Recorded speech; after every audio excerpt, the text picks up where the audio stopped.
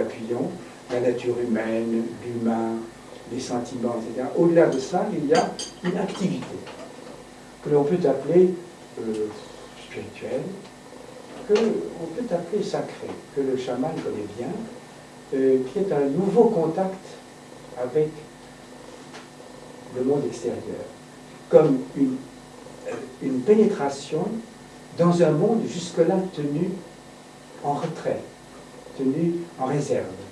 Comme si nous étions simplement maintenant dans une espèce de, comme beaucoup de religions nous l'ont montré, une espèce de magie, de rêve, et qu'il s'agissait de passer plus loin, d'aller au-delà de ça. Donc, pas du tout rappel de soi, attention,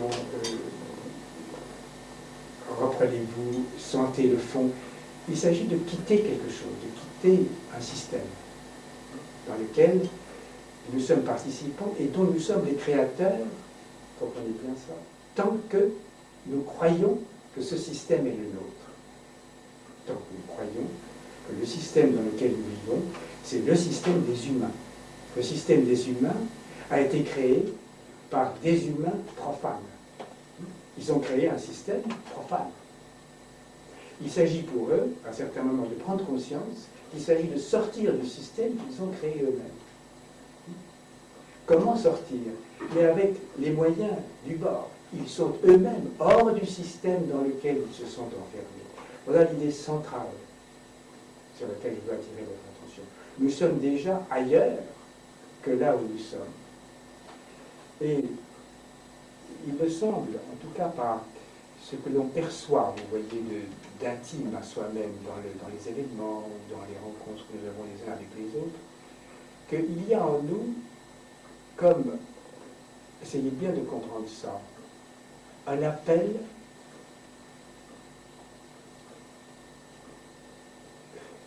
d'une musique venue d'ailleurs.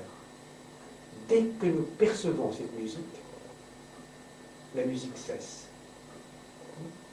Nous sommes attirés par quelque chose qui, dès que nous en prenons conscience, dès que nous disons « Ah, je sens une nostalgie, disons, vers Dieu, ou vers l'état alpha ou X », dès que nous percevons ce qui nous attire cesse de nous attirer. Voilà la situation très fine dans laquelle nous sommes. Une musique venue d'ailleurs nous appelle. Mais dès que nous l'entendons, elle cesse de retentir. C'est une musique qui est détruite par la conscience que vous en prenez. Une musique, on appelle, ou un état profond, qui est détruit aussitôt qu'on en prend conscience, qui ne parvient plus. Donc voilà quelque chose qui doit mettre en alerte des zones plus fine, plus intime de notre sensibilité. Notre sensibilité est accordée à l'état profane. Et là, si mon système auquel je pense, il est fait de superposition. Superposé à l'état profane, il y a un état, disons, non profane. Comme on le verra avec les chamans, qui connaissent bien aussi ça, des états superposés les uns aux autres. Par une certaine rupture avec la vie. Alors, Hélène va dire, mais comment on dit mon mari, mes enfants, je ne peux pas rompre avec ma vie. Par une certaine rupture avec la vie, par une certaine exil, on entre en contact avec d'autres zones, dont la nôtre est une zone superposée. Ces zones connaissent des appels beaucoup plus fins que les appels que nous pouvons avoir, nostalgie de bonheur, par exemple. Nous avons une nostalgie de bonheur, une nostalgie de Dieu, une nostalgie d'un être tout puissant, d'un être d'amour, comme l'enfant a une nostalgie de sa maman. Où est maman? Où est le sein qui me nourrit?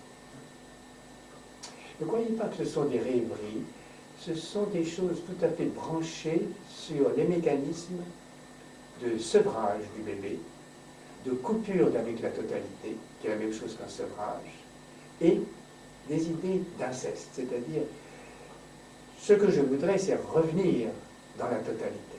c'est faire partie de ce tout dont j'ai été arraché par une chose très simple, mon individuation. Je suis devenu un individu séparé du tout. Et donc, ayant vu sur le tout, je n'ai de cesse, je suis attiré constamment par le fait d'être arraché au tout, je veux devenir un existant, un être humain, un existant autonome, et je veux en même temps participer à cette totalité dont je suis une partie.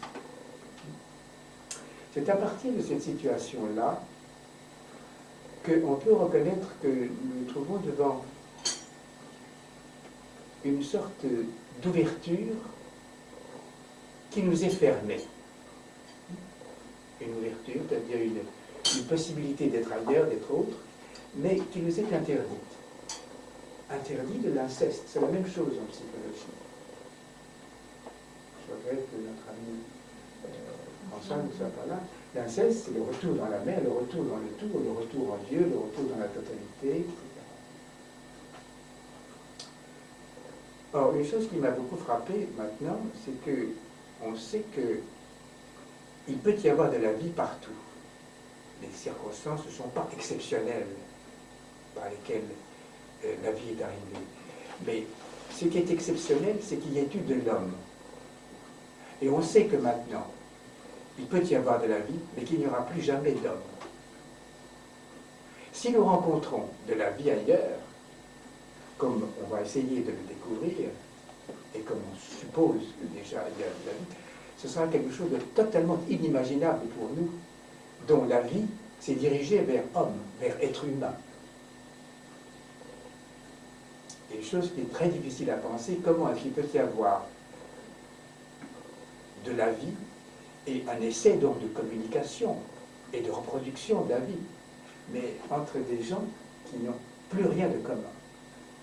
Comme certaines associations sont impossibles, notamment Carbone et Sélénium, etc., etc.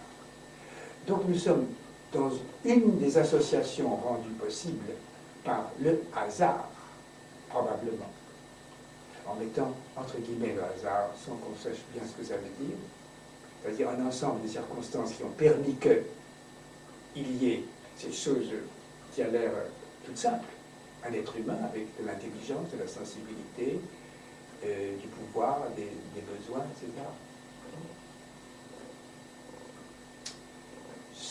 Cette fraction, cette possibilité de la vie, va être confrontée avec d'autres possibilités de la vie, sans que ce soit de l'humain. Est-ce qu'on arrive à penser ça? Très difficile de l'imaginer. Parce que dès qu'il va y avoir, d'après ce que nous connaissons, dès qu'il y a vie, il y a besoin de multiplication, de reproduction de cette vie. Elle peut se refaire. Si elle a vie, répétez-la.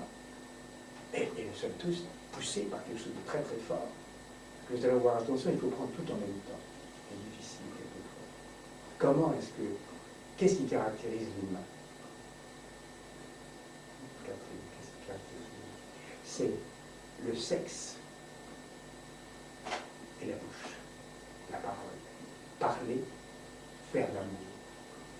Eros et logos. Vous comprenez bien ça.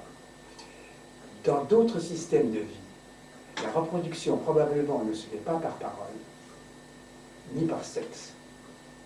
Et est-ce que la notion de reproduction est concevable dans un autre système que l'humain? Enfin, chez nous, dans le système humain, il y a quelque chose, nous verrons pourquoi, peut-être, qu'est-ce qui sous-tend le fait qu'il y a érotisation. Regardez, quand vous êtes devant quelque chose, est-ce que vous sentez, est-ce que vous ne sentez pas, l'exercice que nous avons fait, c'est très souvent dans d'autres groupes, que lorsque vous regardez un objet, vous l'érotisez. Il devient un objet excitant, mais excitant sexuellement. Comment dire? Ce qui excite sexuellement, c'est la moustache d'un monsieur ou la poitrine d'une femme. Non. Tout ce qui est visible est érotique, est érotisé. Le visible, voir, érotise. Comme parler, enduit d'intelligibilité des choses. Ce n'est plus quelque chose que je peux toucher, c'est quelque chose que je peux comprendre et faire comprendre. Ça n'a aucun rapport avec le sensoriel. De la même façon, nous avons dit très souvent, le symbolique n'est pas quelque chose de sensoriel, c'est quelque chose qui est à part, qui est au-delà de ça, qui est dans une autre sphère, dans une autre zone. C'est lorsqu'on sort du cercle profane qu'on entre en contact avec ces nouveaux problèmes, avec cette nouvelle avancée de la vie. Je peux dire au-delà de l'humain.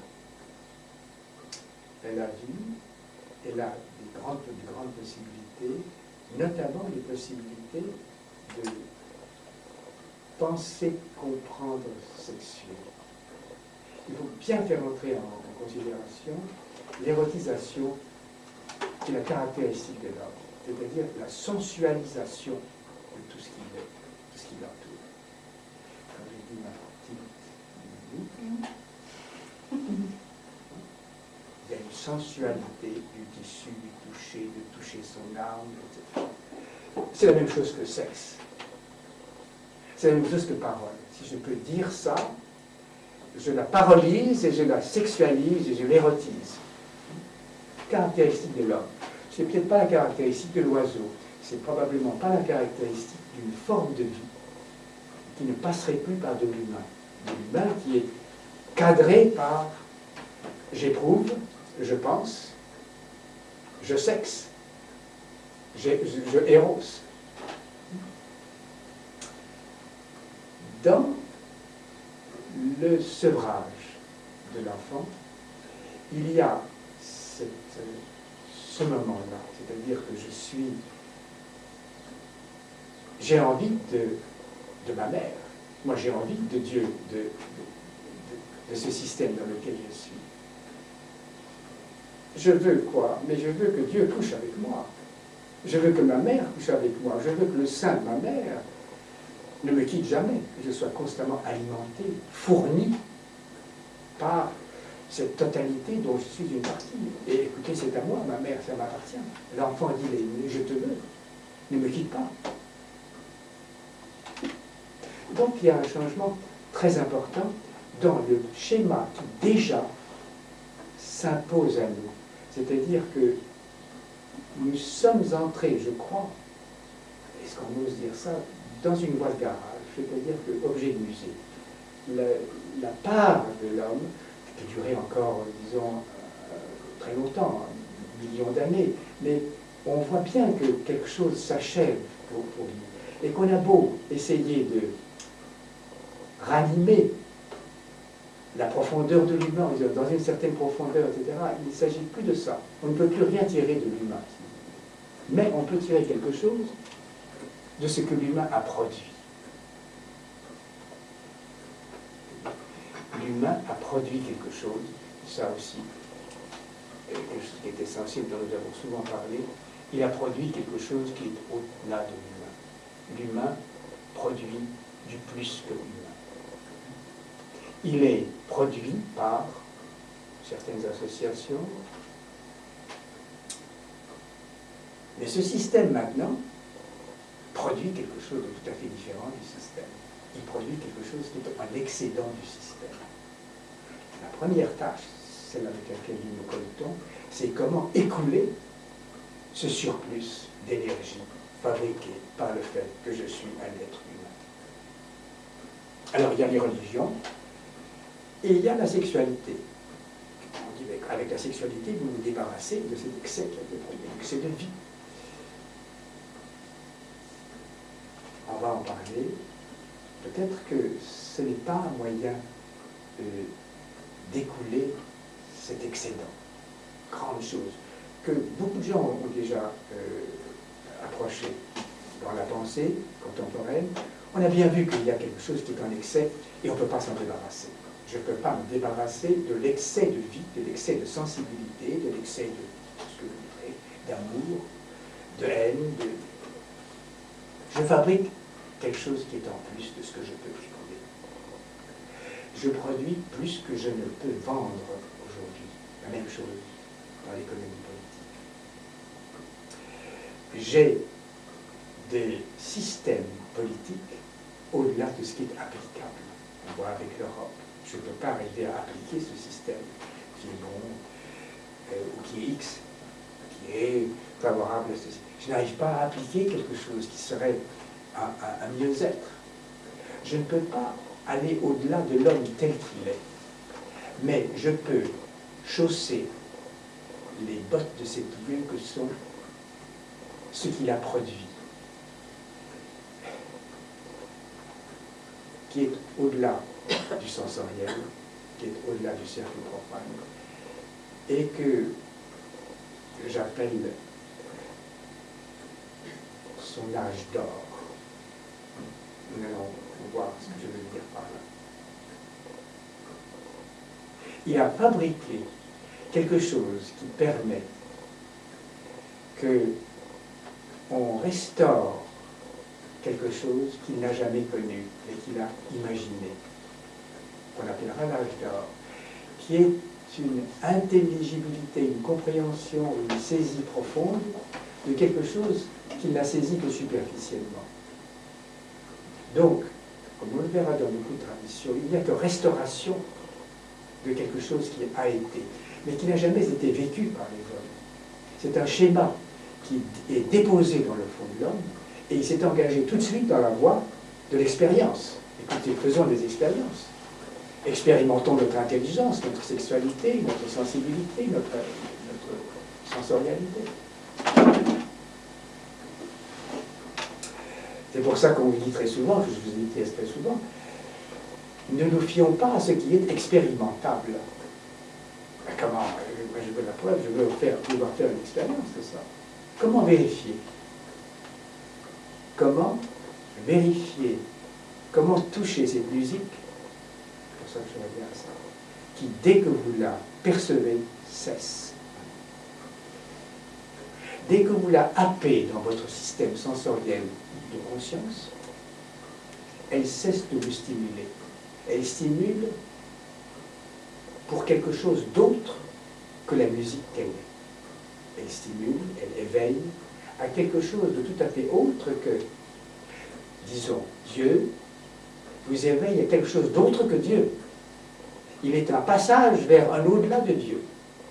Un passage au-delà de l'autonomie de la totalité par rapport à lui-même. Un passage au-delà de l'autonomie de l'individu par rapport au système. Nous disons aujourd'hui, beaucoup de penseurs et beaucoup d'approches diront, mais écoutez, l'homme maintenant, du fait qu'il est séparé de sa mère, séparé du tout, il est autonome, il est indépendant. Maintenant, c'est un système à part. Je crois que ce système nous engage dans un toujours au-delà du système, toujours plus du système. Tout système fabrique ce qui l'excède. L'homme, aujourd'hui, on peut le définir comme sa consistance, sa matière. Il est fait, un homme contemporain, moderne, est fait de ce qui l'excède, ce qui est au-delà de lui, ce qui de lui est invérifiable, inapprochable, inexpérimentable. Et nous nous contentons des regatons, des miettes, de ce qui est expérimentable, de ce qui est sensible, de ce qui est intelligible. En disant, ben ça, c'est évident, j'en ai la certitude, j'en ai la preuve, je le sens bien. Si vous dites je le sens bien, vous voyez bien que dans je le sens bien, dans je le vis, dans je le sais, il y a quelque chose qui manque. Il y a comme une frustration, un manque, il y a comme une imposture. Non, ce n'est pas vrai que ça, que je vis. Je le connais. J'en ai le maniement. Donc ce manque va être le trou très important dont je vous ai parlé. Le trou dans toute chose que j'approche de façon excédentaire, c'est-à-dire au-delà de la toute approche possible. Quelque chose est troué. De même si, dans la psychanalyse, aujourd'hui, Lacan vous dira, oui, le jeu fait des expériences, mais c'est un jeu qui est troué. C'est-à-dire comme l'expérience est comme faussée quelque part à un certain moment. Oui, oui, mais ça, c'est pas moi. Mais ça, c'est Cette femme, vous l'aimez?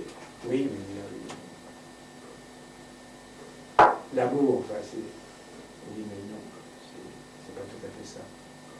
Il y a un manque, un trou dans toute chose qui est approchée de façon plus fine que par les sens, que par la conscience de soi ou que par l'expérience. Donc le vécu et l'expérience que l'on a de soi est quelque chose qui, tout le temps, se retire dès qu'on en approche. Cette musique, dès qu'on l'aperçoit, elle cesse. Donc il faut à la fois être attentif à ce qui chante en soi et le moment où ce chant fait cesser ce chant. Attentif au moment où le chant, c'est-à-dire cette stimulation, fait cesser ce chant. En dehors de ça, c'est objet de pacotille, de bazar, c'est des échanges tout à fait superficiels qui ne nous contenteront pas, qui ne donneront pas quelque chose de définitif.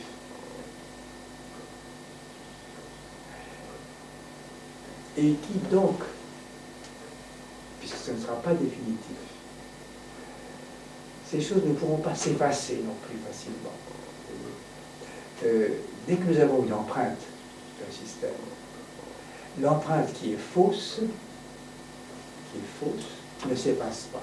Une empreinte qui est vraie s'efface. Parce qu'elle est de la même nature que ce qui est effaçable, tandis que l'autre est d'une nature seulement affirmative, c'est-à-dire non retirable. Un je qui affirme « je peux faire ça, je peux comprendre ça » n'est pas un je qui est troué.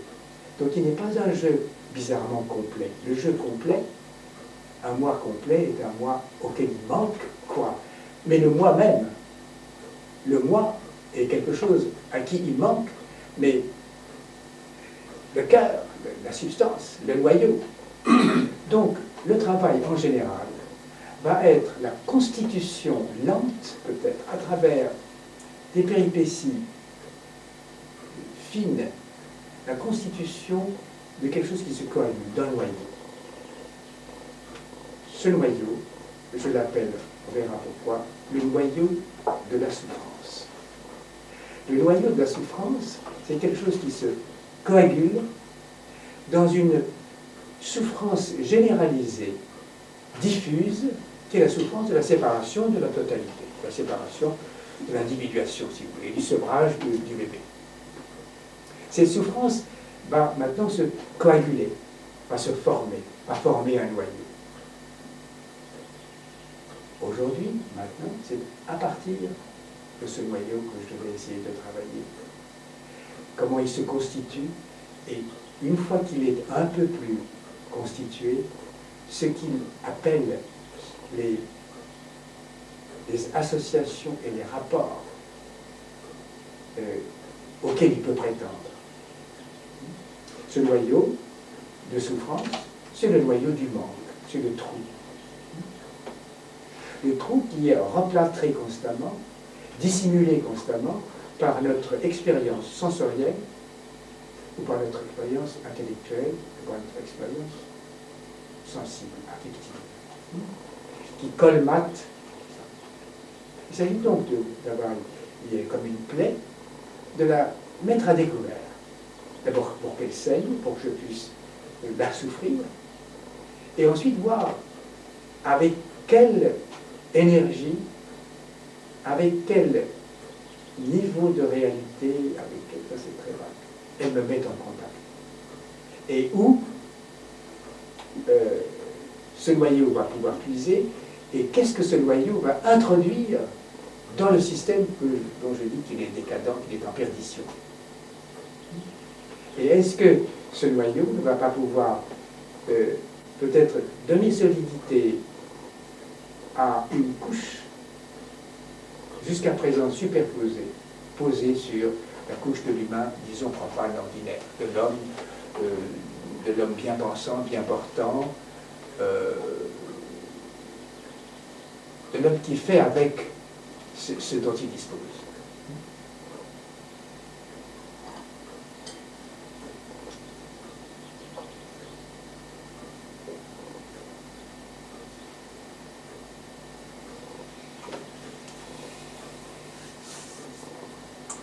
Alors, il faut là essayer d'éviter, mais à quoi est-ce que ça va me servir? Quel est le profit que je peux en tirer? Quelle est ma place dans le système, dans l'univers? Qu'est-ce que j'ai à faire là-dedans? Je crois que ce sont des questions trop hâtives. C'est trop grand, se dire, quelle est ma place dans l'univers? Quelle est la place de l'univers dans moi? Ce serait déjà plus juste. Mais ce sont des questions énormes qu'on ne peut pas aborder de plein pied directement. Ni pour la science, ni pour la pensée, ni par l'expérience, disons, intérieure. Et voyons que l'expérience intérieure, elle est basée sur des schémas traditionnels. Il n'y a pas d'expérience intérieure qui ne passe par Jésus-Christ, M. Gorgiev, Krishnamurti, le bouddhisme, le Tibet, etc. Alors, on dit, mais à défaut de mieux, eh ben, je suis musulman, je suis catholique. À défaut de mieux, j'aide les mourants à mourir. À défaut de mieux, je vais à l'église en revivant ce qui s'est passé de façon exemplaire. C'est parce que je me cantonne à répéter quelque chose qui n'a plus cours et dont je sens bien que je suis, quand j'y entre, dont je suis exclu, c'est-à-dire que ça ne marche pas très bien. Il y a inassouvissement, il y a insatisfaction, quoi que je fasse. Ceci est quelque chose, on dira, mais écoutez, c'est la nature des choses. Nous ne nous contentons pas de la nature des choses. Vous voyez, je dis souvent ce que la pensée contemporaine dit, il faut traquer la nature pour qu'elle livre son énergie. En parlant du charbon, du pétrole, de l'énergie nucléaire, il faut la traque. Il faut que vous soyez traqué. Alors moi je dis, mais comment peut-on traquer la personne? Pardon si ça vous choque, mais un coup de paire de gifles. Paire de gifles, c'est humiliation. Je dis souvent que dans le soufisme, les premières paires de gifles, on vous dit, écoutez, allez en vêtements sales, dégoûtants, dans un état de minable, de pauvreté, faites le tour de tous vos amis, et montrez que vous êtes un incapable. Oh non, je ne suis pas un incapable quand même. Eh bien, alors, je ne peux rien pour vous, dira le maître soufi. Dans 2 ans, vous revenez me voir. Et puis, si vous voulez, on va plus. C'est ce que j'appelle un coup de paire de gifle. Vous vous souvenez de Jalaluddin Rumi qui avait tout axé sur les illuminations qu'il recevait de son livre sacré, c'est-à-dire de ces percées d'un autre univers, d'un autre niveau d'énergie qui représentait sa croyance. Shams représente une avancée un peu plus profonde. Dès qu'il arrive, il dit, qu'est-ce que c'est que ça? Et il dit, ah, ça c'est ma vie, mon livre sacré, c'est mon sacré. Et il dit, balance-moi ça dans la rivière.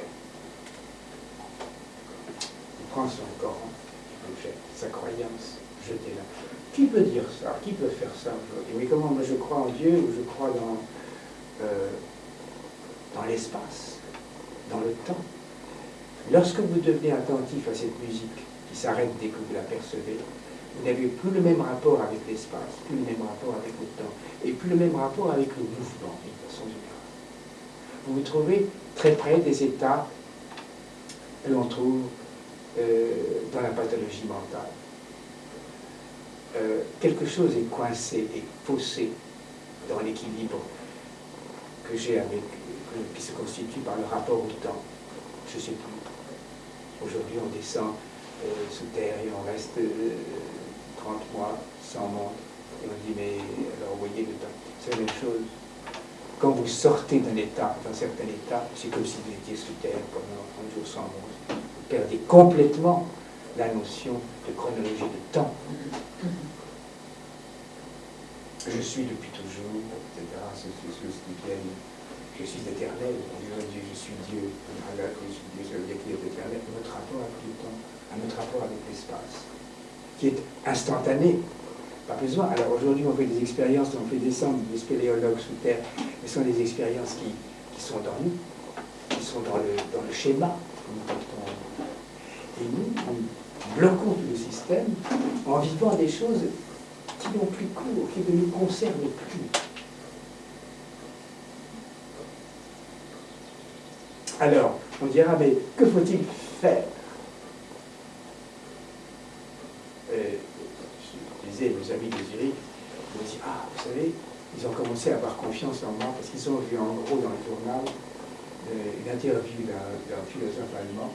Il disait, il y a une seule question importante, mais à ne jamais poser. Qu'est-ce qu'il faut faire? Alors ils ont dit, mais c'est ce que vous nous avez dit il y a 4 ans.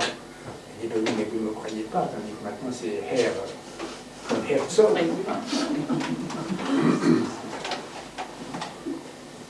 Parce que ça ne vous mène nulle part, ça vous coupe bras et jambes.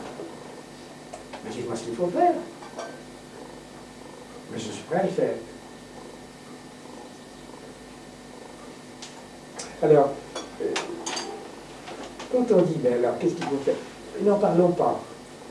Parlons pas. Mais alors, vous faites quelque chose. Je me maintiens en vie, comme je peux, avec les éléments que je peux. Mais je marche sur des œufs. Je ne suis pas absolument assuré de ce que je prétends savoir et de ce que je prétends sentir, connaître. Alors, comment, qui va pouvoir intervenir? Est-ce que quelqu'un peut intervenir? Je ne crois pas que quelqu'un puisse intervenir. Je crois à une osmose de la situation mise en mouvement par des rencontres comme les nôtres. Alors, la situation intervient. Il y a comme un parfum. Le parfum et la couleur blanche de ces fleurs sont une introduction à ce que je veux dire. On les saisit par pas des paroles. Non. Ça sent le gigot ici. Il faut que ça sente le gigot. Il faut que ça sente. Mais vous sentez, attention, dès que vous dites oui, il n'y a plus d'odeur de gigot. C'est ça que je veux dire, le gigot qui revient. Si vous sentiez les giroflées, c'est une première approche. Ah bah tu sens, plus d'odeur de giroflée. Et il se dissout dans des choses bon, difficiles, que les bouddhistes ont bien approchées, dont le non-sentir de la giroflée.